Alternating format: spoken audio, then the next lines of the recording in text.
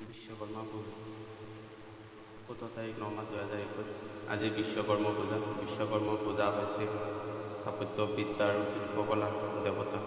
প্ৰতি বছৰে ভাদৰ মাহৰ সংক্ৰান্তি বা কন্যা সংক্ৰান্তি এই পূজা পালন কৰা হয়।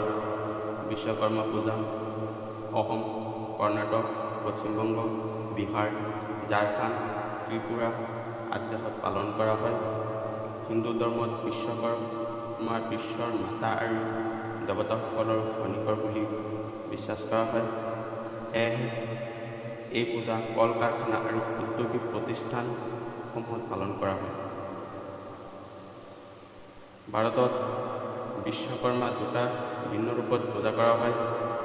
উত্তৰ ভাৰতত হিন্দু বিশ্বকৰ্মা আৰু ৰাজবংশ বাহন, সেইদৰে পূব ভাৰত হাতী বাহন সৈতে বিশ্বকৰ্মা দেখা যায়। Thank U. এনেকুৱা ভিডিঅ' পাবলৈ মোৰ চেনেলটো ছাবস্ক্ৰাইব কৰিব আৰু লাইক কৰিব।